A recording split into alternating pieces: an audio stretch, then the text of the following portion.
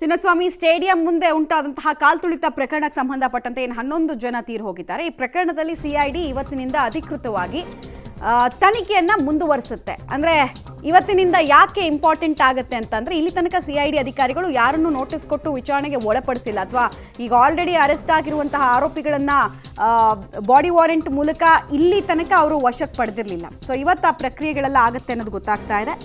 4 ಕಸ್ಟಡಿಗೆ ಪಡೆಯೋದಕ್ಕೆ ಅರ್ಜಿಯನ್ನ ಸಲ್ಲಿಸ್ತಾರೆ ಸಿಐಡಿ ಅಧಿಕಾರಿಗಳು. ನಿಖಿಲ್, ಕಿರಣ್, ಸುನಿಲ್ ಸೇರಿ 4 ಕಸ್ಟಡಿಗೆ ಪಡಿತಾರೆ. ಬಾಡಿ ವಾರೆಂಟ್ ಮೂಲಕ ಕಸ್ಟಡಿಗೆ ಪಡೆಯೋದಕ್ಕೆ ಕೋರ್ಟ್ಗೆ ಅರ್ಜಿಯನ್ನು ಕೂಡ ಹಾಕೊಳ್ತಾರೆ. ನಂತರ ಇನ್ವೆಸ್ಟಿಗೇಷನ್ ಆಗುತ್ತೆ. ಸೊ ಇವ್ರು 3 ರಿಂದ 4 ಜನರದ್ದೇ ತಪ್ಪ, ಅಥವಾ ಇವರಿಗೆ ಇನ್ಯಾರ್ದು ಇನ್ಸ್ಟ್ರಕ್ಷನ್ಸ್ ಇತ್ತು, ಇವ್ರದ್ದು ಪಾತ್ರ ಏನು? ಆಮೇಲೆ ಎಲ್ರಿಗೂ ಇರೋ ಪ್ರಶ್ನೆ, ಸರ್ಕಾರ ಆಲ್ರೆಡಿ ಡಿಸೈಡ್ ಮಾಡಿದೆ ಯಾರ್ಯಾರೋ ತಪ್ಪಿತಸ್ಥರು ಅಂತ, ಅವ್ರನ್ನ ಬಲಿ ಹಾಕ್ತಾ ಇದೆ.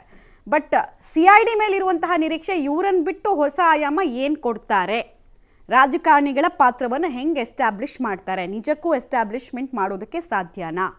ಈ ಪ್ರಶ್ನೆಗಳಿಗೆ ಇವತ್ತಿನಿಂದ ಉತ್ತರ ಸಿಗುತ್ತೆ. ಆಮೇಲೆ 1 ವಾರದಲ್ಲೇ ಗೊತ್ತಾಗ್ಬಿಡುತ್ತೆ ನಮಗೆ ತನಿಖೆಯ ಆಯಾಮ ಹೆಂಗೆ ಸಾಗ್ತಾ ಇದೆ.